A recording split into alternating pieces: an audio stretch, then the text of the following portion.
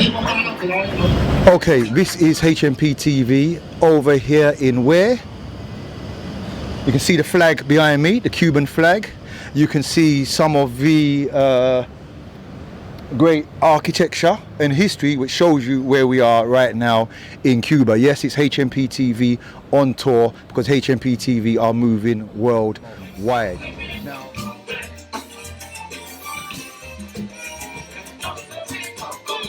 Okay, one thing that we definitely need to explore, and very important for HMPTV because we're a black online platform. No bones, no coonery in this corner, we just keep it real. And we have to cover issues what affect African peoples worldwide, black people, Melaninites, Nubians, whatever term makes you feel comfortable. Moors, I've been reminded by the Moor himself. Whatever term floats your boat, cool.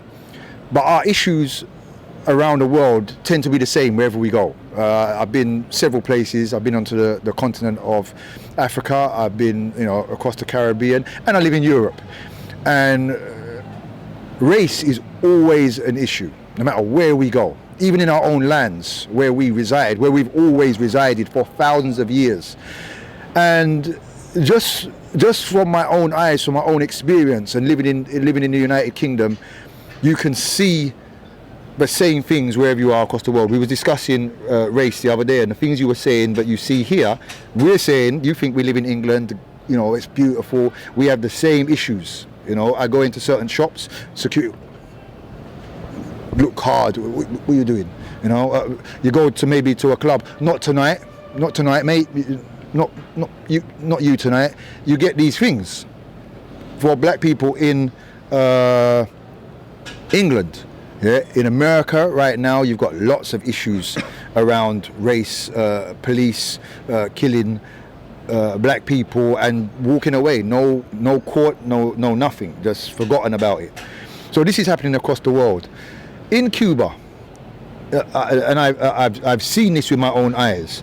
How is it living as a black person? Because you see, I can look over the side of this building. You see Spanish Cuban people, you see African Cuban people, you see mixed in between Cuban people, you see Cuban people. But there is a difference between how they're treated. How is it from your reality as a Cuban, as an African Cuban person, the levels of racism, and how does it show itself in work, employment, getting jobs? How you're treated on the street. How does the difference show itself? So in Cuba, the black people, the color and white people is very, very, very different. For example, in Cuba, the black people where they live is different than the white people. Mm-hmm. For example, in Old Havana or sometimes the house, the black people inside the one building, very, very, very bad, because for example, one building I show you 3 days before, very big building, very old building. Inside of this building, the toilet outside the house. Now it's inside. So in the center of Havana, this is real Cuban life, because the older people, not rich, is poor. Is the life very good for the black people. So sometimes when you walk in the street, you walking, maybe the one person, the white, walking, we walking behind. Sometimes the white people walking, and every time he look behind because it's black people walking. You know what I'm saying? It's terrible. It's not good. For example, the job, the black people have the job, no good job. Little job, maybe I go to a small bar or restaurant, no good salary. The white people, very, very, very nice job, because the salary is very good, because it's white people. The white people live in the New Havana, Miramar, near for embassy, new house, a new car, everything. This is the difference for the black and white people. For me, and many people, maybe 60% in Cuba, the black people don't like white people, because very different. I don't like. Maybe before 60, maybe now 90%. Me, 100%, I don't like white people. This is a life different in Cuba, where I live. Me, my wife, my daughter, all the people is black people. Maybe 1 or 2 white people, but half heart black. It's just nice. You understand? This is very, very, very nice. Black and black people in Cuba, this is good. Very, very, very nice. En español, estamos hablando de todo el sistema de color, de blanco en negro. Los negros pueden vivir un poco más, los blancos viven en Miramar, tienen casa buena, un coche nuevo, todos los trabajos, los blancos.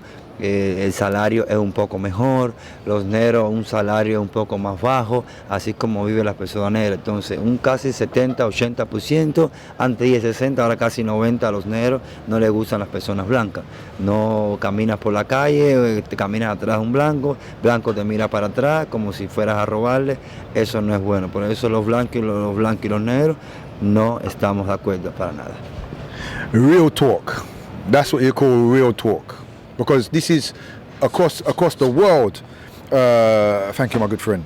Across the world, this is something which we endure, and we shouldn't have to endure it. Because, as we were saying earlier on, and we were showing you, and this is why education, African history education, is so important that it's reached across the world to where our people are. Because we take it for granted in the UK and the US, black history, you can go on internet, find out loads of things. The pictures that my friend was showing you, the things I was showing you, this symbol, the Ankh, what it means, who this is, people think is, what do you say, Jesus? Cristo. Cristo, but they don't know that this is really an African story of Usia, Aset, and Haru.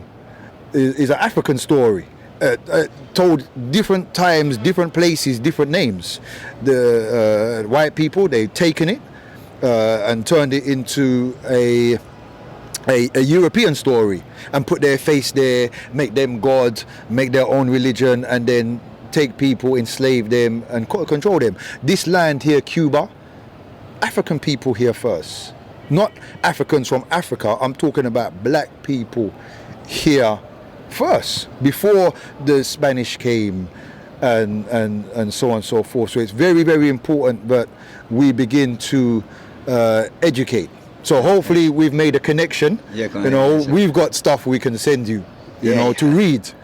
I'm gonna your English reading. You read English? You can read a little bit? Yeah, a little bit. Yeah? I'm gonna leave you with a book. Oh, okay, yeah? Thank you very much. I'm gonna leave you with a book. It's called African Christianity before European Christianity, and you will see pictures of where they took these things from. Very important for you, and hope you will spread and let people know.